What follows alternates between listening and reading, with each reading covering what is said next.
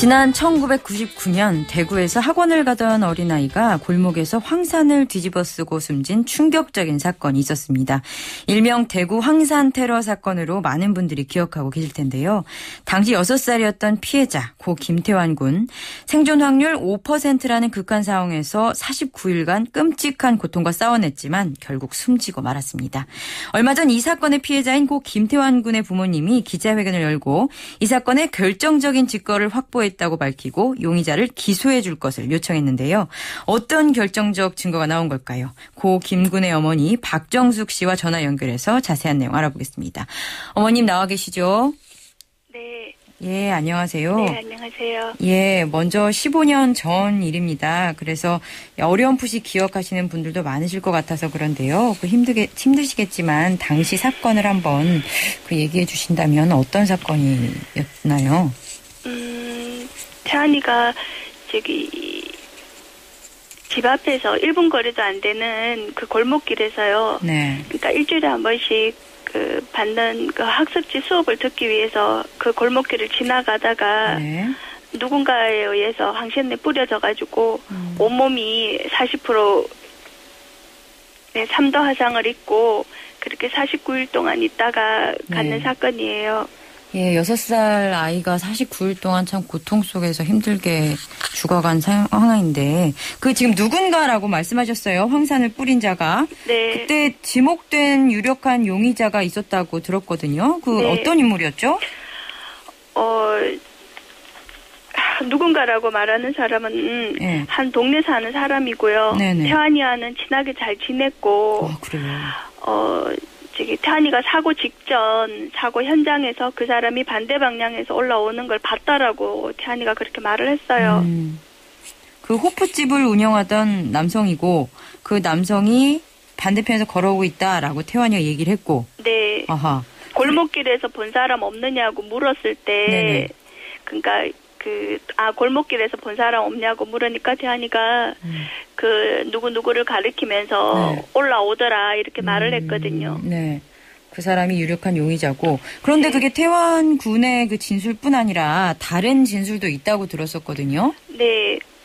어떤 진술이었죠? 태환이가 물론 골목길에서 봤다는 거 하나 하고 또 그리고 태환이 사고 직전 네. 태환이가 그 골목길을 들어가기 전에 그 골목길을 먼저 지나간 사람이 있어요. 그래 그 사람이 네.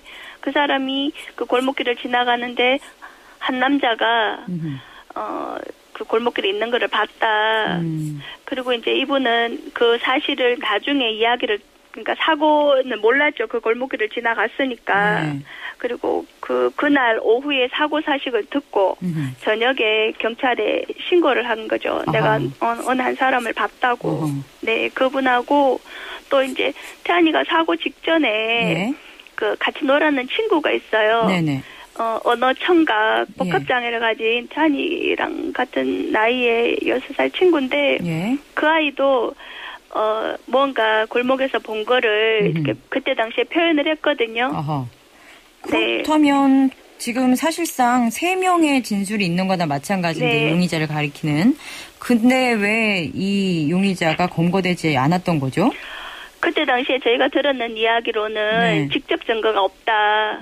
직접 용의자가 황산을 태환이에게 뿌린 증거가 없다. 네, 그리고 태환이가 뿌렸다라고 말하지 않았다라는 거고, 그거는 나중에 나온 말이지만, 그리고 또 하나는 황산이 구입처를 찾지 못했다는 거예요. 왜냐하면, 황산은 누구나 구하기 어렵다라고 그때 당시에는 그렇게 말을 했었는데, 태환이 사고가 나고, 저희가 이제 태환이를 떠나보내고 난 뒤에 이 사건을 해결하기 위해서 여러 방면으로 뛰어다닐 때, 저희가 황산을 저희도 구입을 했었거든요. 어렵게 구하는 게 아니다? 네, 구입을 했죠. 그리고, 그때 당시에도 황산을 구입을 해서 태환이가 했는 말에 대해서 태환이는 그때 황산이 검은 봉지에 들어있었다 이런 표현을 했거든요. 네. 근데 처음 그 말 나왔을 때는 안 믿었는데 태환이 말대로 해보니까 검은 봉지에 황산이 안 녹았어요.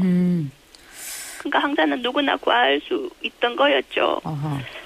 그 황산도 구하기 쉬운 거였고 그랬는데 네. 지금 진술한 아이들이 태환군 그리고 태환군 친구가 어리고 그러다 보니까 네. 그런 이유 때문에 용의자를 결국 검거하지 않았던 거고 그 상태로 지금 15년이 쭉 흐른 상황인 거죠?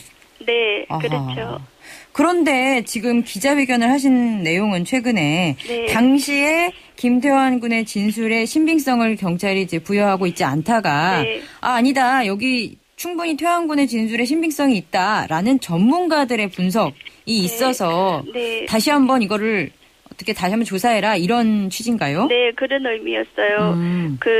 이제 태안이의 이제 진술에 대해서 그때 당시에 그러니까 뭐 받아들여지지 않았다라고 말을 한다면 그거를 저희는 사고 초기에도 태안이가 진술이 중요하다고 얘기를 했고 네.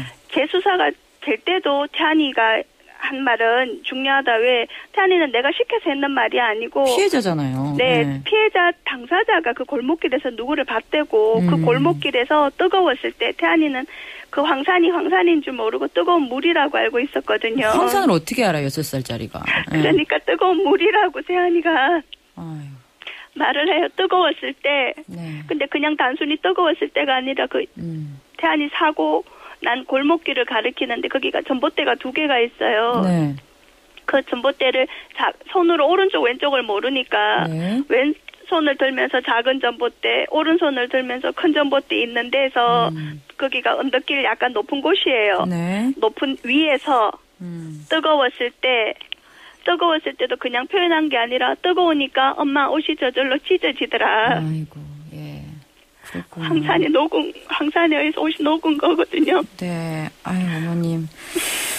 아, 그래서 그런 충분히. 그때 거기서 불렀다는 거예요. 그 사람이 곳에서. 그 지목한 지금. 네. 용의자, 호프집 네. 우려한다는 그 용의자. 지금 빨리 그래서 더 이상 지지부진하게 끌지 말아야 될 또 다른 이유가 그 공소시효일 같습니다. 이게 보니까 공소시효일이 다음 달 7일이에요. 네, 며칠 안 남았어요. 예, 주말 빼면 6일이 남는 건데 네. 지금 이렇게 이 진술이 효과가 있다. 태환군의 진술이 굉장히 신빙성이 있다는 이 전문가들의 분석을 가지고 기소를 해야 된다라는 게 이제 어머님의 생각이신데 네. 지금 검경의 그 스탠스가 어떻습니까? 받아들여지나요? 아니요, 글쎄 이 결과에 보면 예. 태안이의 말은 신빙성이 있다, 신뢰성이 있다. 네. 누군가의 이렇게 그 강압이 암시라든가 없다. 그거에 의해서 나온 게 아니다. 네. 그리고 태안이가 지목했는 사람의 그 진술 분석도 있었어요. 태안이 네. 진술 분석도 있었지만 태안이가 지목한 사람의 진술 분석이 있었는데 태안이가 지목한 사람의 진술 분석에는 거짓으로 나왔고 어허. 태안이는 진실성이 있다는 거예요. 신뢰성이 있고 태안이가 직접 그 사람이 뿌렸다고 말은 하진 않았지만 네. 두 사람 간에 상반 간에 네. 서로 상의한 그러니까 진술이 나왔잖아요. 네. 그래서 이 분석하시는 분은 누가 진실인지 이거를 서로 해봐야 되지 않느냐.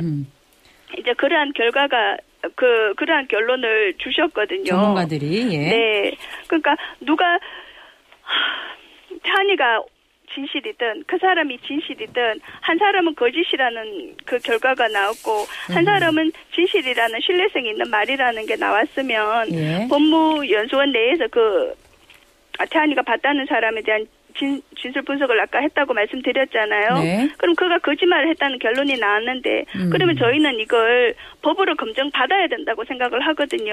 네, 알겠습니다. 네.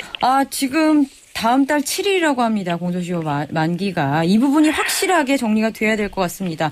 어머님 울지 마시고요. 반드시 검경이 본연의 역할을 다할 것이라고 믿습니다. 감사합니다. 네, 고맙습니다. 예.